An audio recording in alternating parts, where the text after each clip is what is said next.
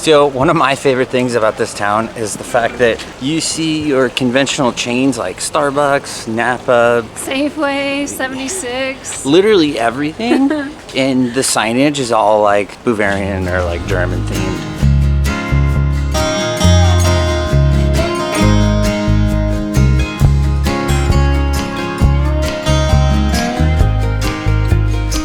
Well, there you have it, folks. This is the Instagram famous lake.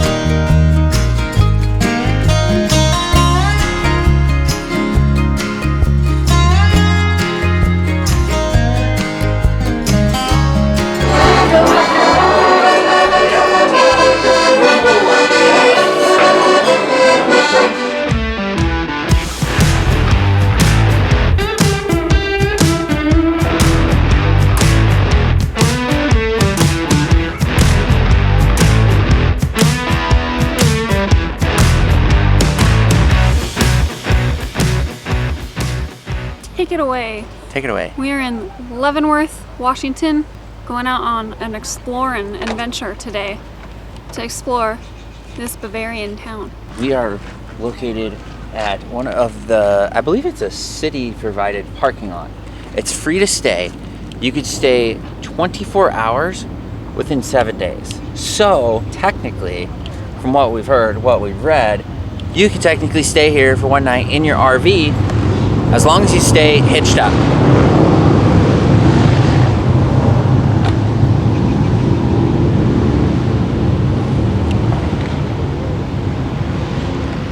Bikers. So yes, what I just said, I don't know if you heard it. Technically, you can stay in your RV for one night as long as you stay hitched up. It says no camping, 24-hour max. So if you're like, I just want to check out Leavenworth and I don't want to pay and I don't want to stay here a week, like we're doing, you can just pop in here and pop out. And there's a giant trash can too. Yeah, so our interpretation of the sign where it says no camping, I think that just means like no unhitching, no setting up your whole campsite kind of thing. But you can stay 24 hours, so good to know, one night only, and it's right at the end of town. Let's go check out this town.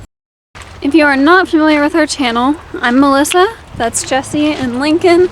We are Adventure Endeavor. We have been full-time RVing for 4 years now, well, almost 4.5. And we film these videos of all the places that we go to make your trip planning easier. So if you have any questions about Leavenworth or the surrounding area, please drop a comment below. We will do our best to answer it for you. And we are going to be walking around town, going to eat. So we'll show you what Leavenworth is all about.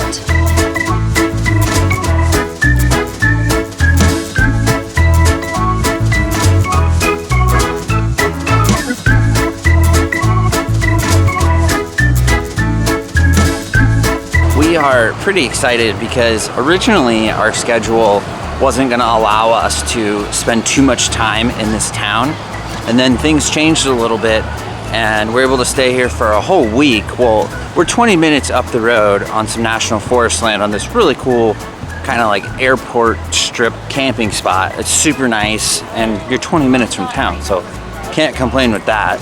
And so now that we're here for a week, it's allowing us a lot more time to explore, and we're gonna do some hiking, and there's a lot of really cool stuff in this area in general.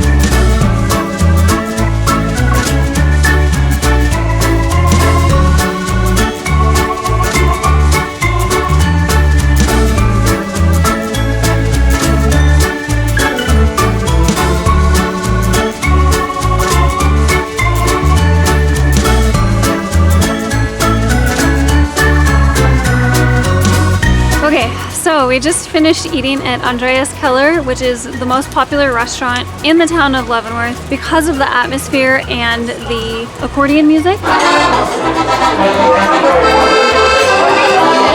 And the food was really good as well. We got a schnitzel cordon bleu, a bratwurst plate, a pretzel with like some mustard. Sauerkraut soup. Sauerkraut soup. And what was the pork chop thing you got? Pork chops? I don't know. It has like a German name to it, obviously. Basically, we ordered a lot of food. We ate a lot of food. It was good. The atmosphere is great. It is expensive, but I mean, you know, when in Germany, you know, you do You do as they do. Yeah, it's definitely the most popular restaurant in town, like I said, because of the atmosphere. Oh, and you do need to basically, you like kind of check in online. So at 11:30 in the morning, as soon as it like they open, we checked in online, and that like kind of gets us a spot in line, because it was funny. Like we checked in 11:32 and we got there, and there's already like 4 tables seated, and then within 10 minutes the whole place was full. Yeah, they don't take any reservations, so you just have to wait till they open and then get on the wait list on their website. Yes, and then And then? We got an apple strudel. Oh yeah, and we got apple strudel.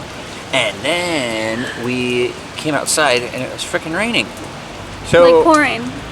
Like everyone's wearing rain jackets Literally, with umbrellas. We're not prepared for that. we were thinking that today was going to be 100 degrees, and then literally overnight the weather shifted. A little afternoon thunderstorm rolled in, and now it's like 80 degrees, but it's raining. We're gonna go walk around some shops, kind of show you guys the town, and but that's part of the adventure. Like, things change. You just kind of go with the flow, and it is what it is. Yeah, and we got coffee at, what's the name of this coffee place? Little Reds? Coffee because dogs. Coffee because dogs. Little Reds. Little Reds. They have all these cute little sayings on all their cups.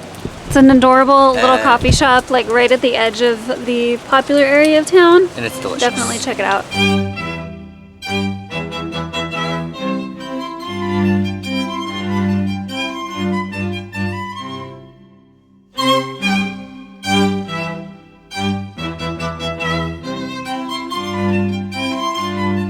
So you might be asking yourself, what is the deal with Leavenworth? Why is it like this? Why did the entire town decide that it was going to be a German town? Did it start this way? The answer is no.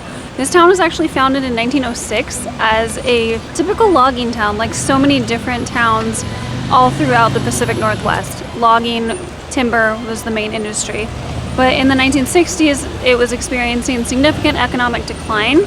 So they basically collectively decided, someone had the idea to change up the theme of the town to be this Bavarian German style, and then it became a city ordinance that all of the buildings and all of the businesses, even the hospital right behind me, had to follow that theme. And so it obviously became a big tourist destination, totally boosted the economy.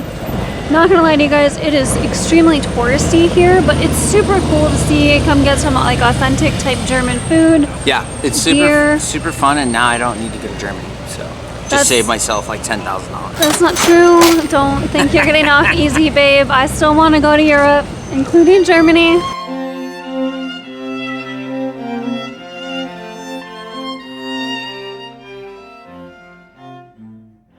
So that concludes our day here in Leavenworth, well, on the city streets.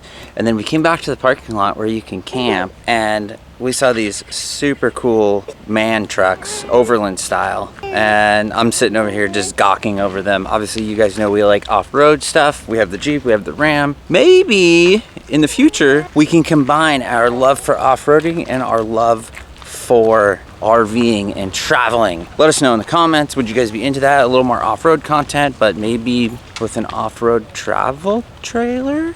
Let us know in the comments. What are some off-road travel trailers that you guys like and you would like to see us in? What do you think, babe? Not interested. I think my arms are gonna fall off. No, I really like the white one.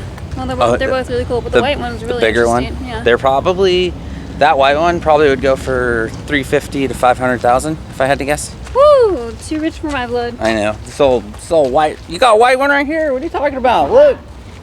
Paid off. The next day. I just got splashed again. Come My on. hot coffee. Oh no.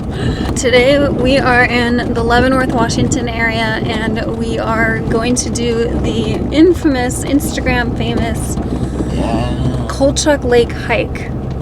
Yeah, so this hike kind of just blew up on the interwebs because it's a really pretty alpine-esque, and it's in the Enchantments, which is here in the North Cascades.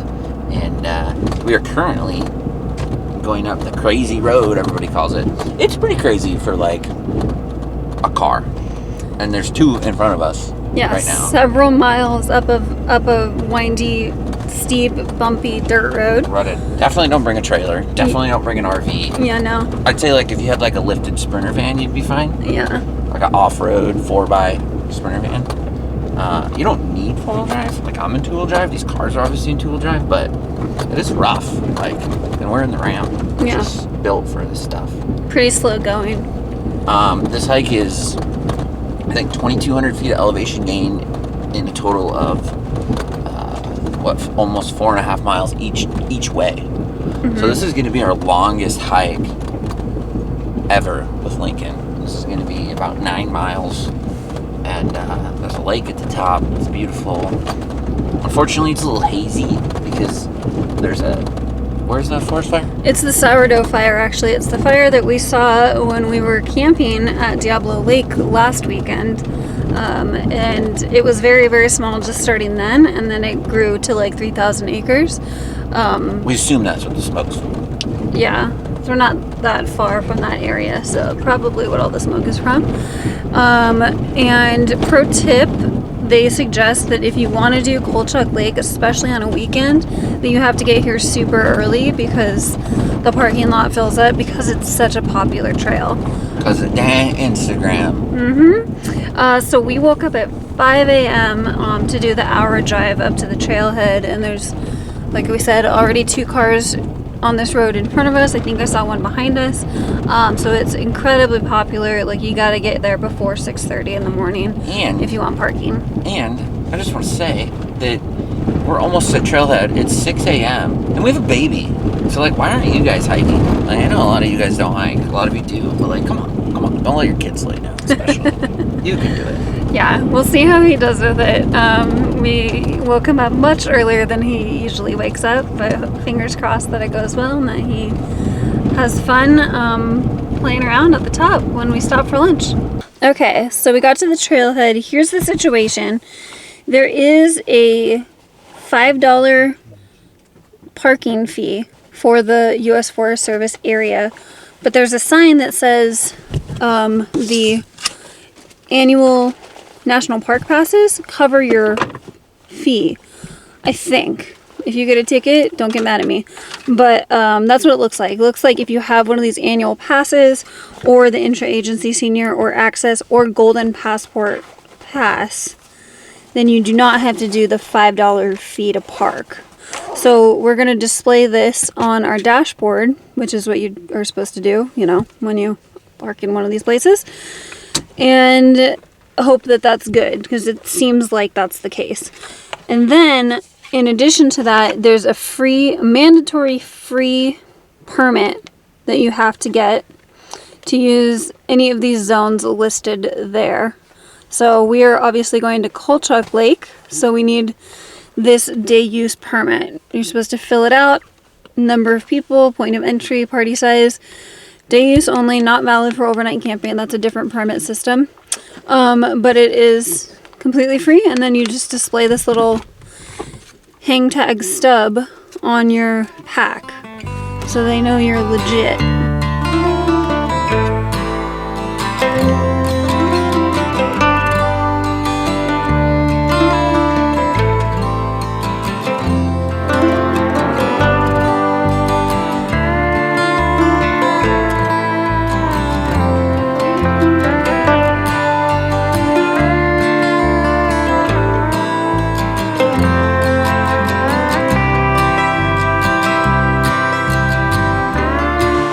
So far the trail seems pretty standard. From what we've read, like the first 3 miles are fairly standard, just your typical Pacific Northwest hiking. It's the last mile that people say it takes the same amount of time to do the last mile as it did to do the first 3. So we'll let you guys know on that. I heard that people too, typically you get a little lost towards the end, but I don't see how. It's so popular. There's so many people around, it's probably not gonna be that difficult. Taking a little break right here by this creek. It's a beautiful, beautiful, beautiful area in general. It's gonna be a busy trail, but that's expected with something so beautiful. A lot of people wanna see it.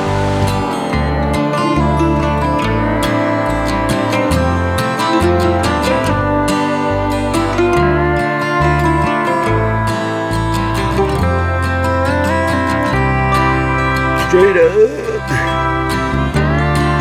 Okay, so about 1.6 miles in, the trail follows Stewart Creek for quite a while. It's relatively flat, and then after you cross the first bridge, that's where the first real incline starts.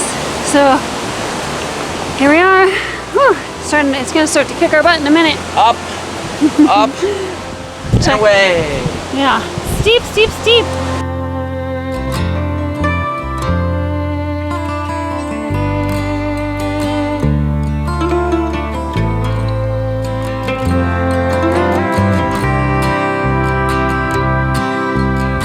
So we wanted to give a shout out to the Wandering Shores. They have a YouTube channel. I will do my best to link it. When I say it, I typically do because I watched this clip like 10 times.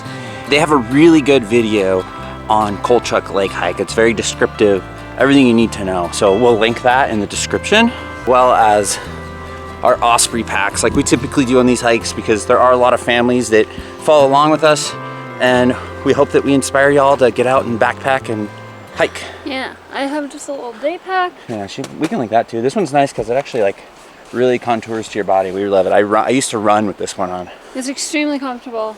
Jesse's got obviously the child carrier. What do we got? What are we rocking today? We Poco AG. We actually have two of these because we're experimenting with same brand but just a different model. Yeah. Trying to see how it rides, but also carrying capacity, because for day hikes this one's great, but the other one has a zip-off backpack and a little more carrying capacity for when we do go backpacking with the little one.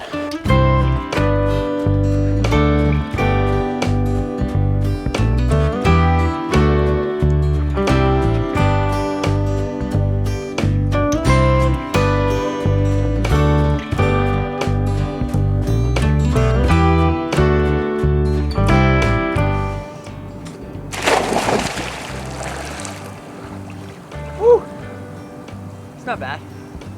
Well, there you have it, folks. This is the Instagram famous lake, Colchuck Lake. I had to swim. I try to swim everywhere we go. Swam in multiple cold rivers this summer, a couple cold lakes. This is probably the coldest I think I've swam in. I mean, it makes sense. There's all the snow and the glaciers, like right here. And what does Melissa and Lincoln think of the trail?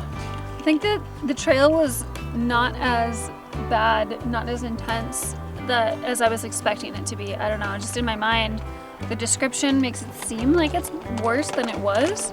We just went slow and steady and kept a good pace, and it was honestly we made it in 2.5 hours. 2.5 hours with a baby? And easy. Beautiful. Like, I am so glad that we decided to do this. I've been wanting to do this hike for a very long time, and we finally made it, and it is well worth it. Like, we can see glaciers right there. Glaciers. Oh, one other thing I would say, if you have to take a poop on this trail, use the damn bathroom that they provide and don't poop right on the side of the lake like gross people did. Yeah. Come on. There's certain trail etiquette. I mean, Lincoln can poop wherever he wants because Dad will carry his diaper out. But we pack it out. But yeah, but there's kind of so messed up. There's like multiple toilets out here. Like, yeah, there's a toilet like in the beginning, there's one in the middle, there's one at the end. Like, come on, guys.